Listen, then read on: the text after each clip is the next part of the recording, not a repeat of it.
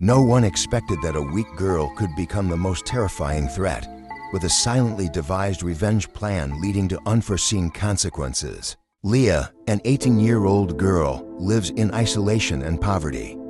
Her life is far from easy, as she struggles with school while facing deprivation and family pressure. Without a father, she becomes the perfect target for Jason and his ruthless group of friends, wealthy, powerful individuals always looking for someone to torment.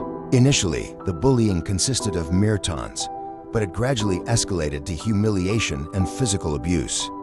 Leah found herself isolated, trampled upon, and slowly lost all hope in life. High school is supposed to be a time of exploration, finding one's place in the world. But for Leah, it was a battlefield. Each day was a struggle just to survive. There was no safe place, no refuge to escape to. The moment she stepped onto the school grounds, she became a target. Jason and his group of friends, who proclaimed themselves as the kings of the school, made Leah their personal target for torment. At first, it was minor, a whispered taunt in the hallway, a harmless joke aimed at her. Then it escalated, a shove in the corner of the classroom, a notebook snatched away. Eventually, they didn't even bother to hide it anymore. They deliberately made her trip in the canteen, knocked her books to the floor, ensuring she never had a moment's peace. If she ignored them, they pushed further. If she resisted, they mocked her right to her face.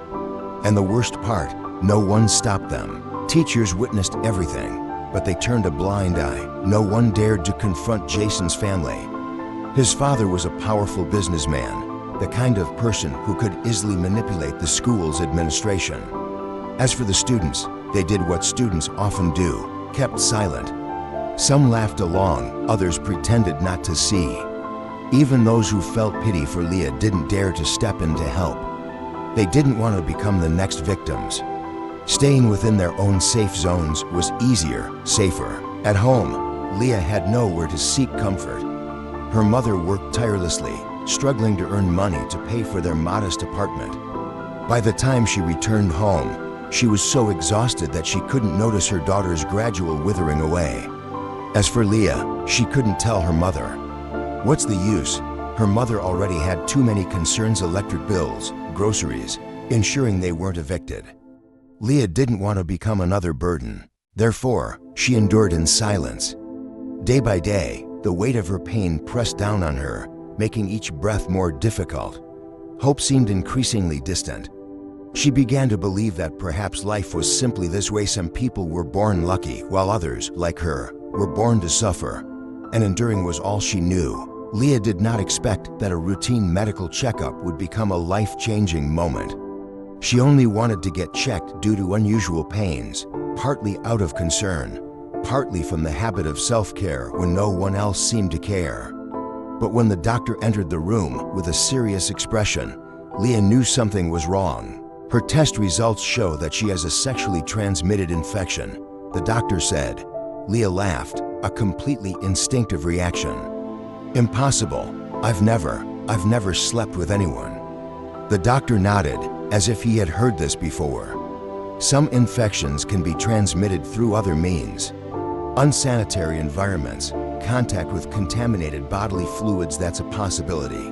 Leah's surroundings faded away.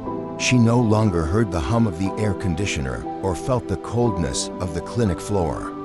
Her mind was transported back to the terrifying days at school when Jason and his friends would grab her, push her to the ground, shove her head into the filthy boys' restroom toilet, and laugh as she coughed and choked. It was not just humiliation, it was abuse. And now, it left indelible consequences. For the first time in her life, the fear within Leah was no longer a passive feeling. It was no longer the lingering pain she had long accepted.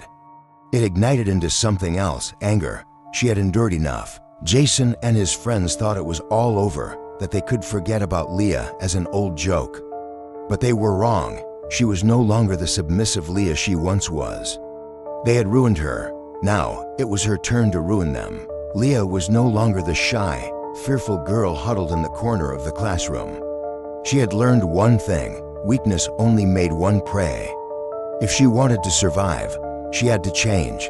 She began with her appearance. Her once neatly tied hair now cascaded down, perfectly wavy.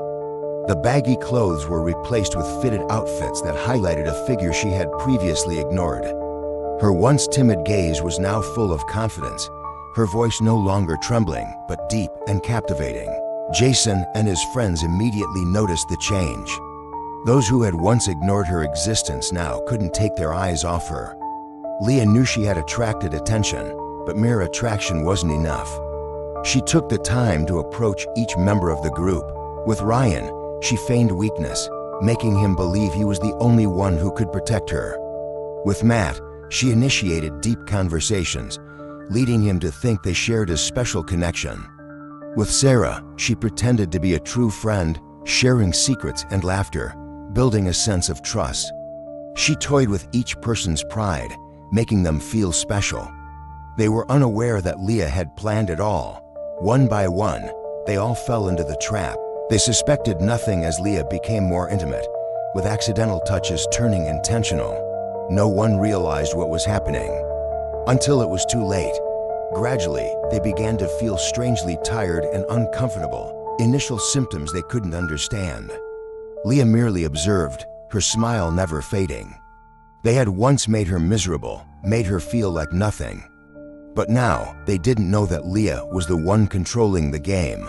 Rumors spread faster than anything in school. Initially, they were just anxious whispers. Ryan had missed a whole week without any clear reason.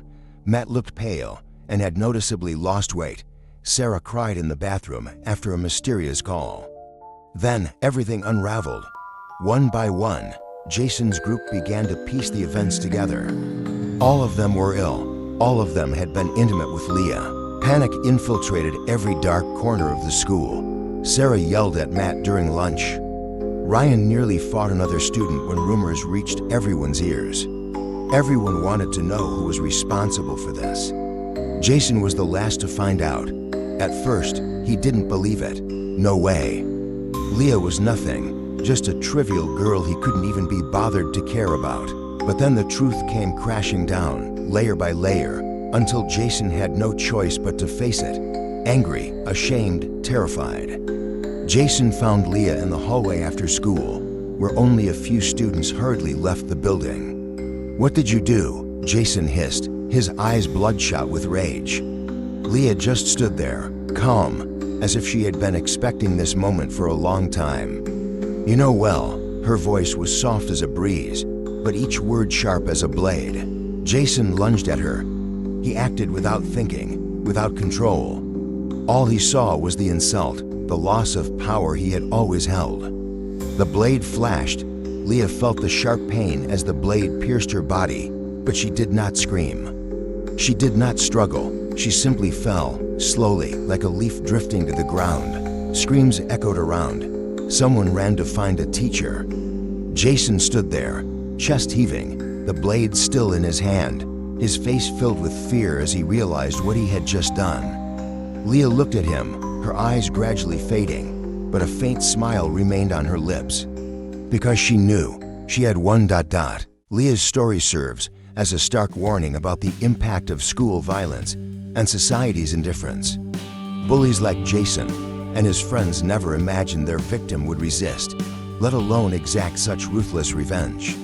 While Leah might feel justice has been served, in the end, she becomes a victim of the plan she devised. This is not just a personal tragedy, but also a sign that the system has failed to protect the vulnerable from the beginning. Don't let tragedies like this continue to happen.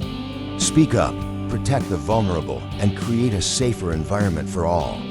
If you're interested in stories like this, don't forget to subscribe to the channel so you won't miss meaningful content.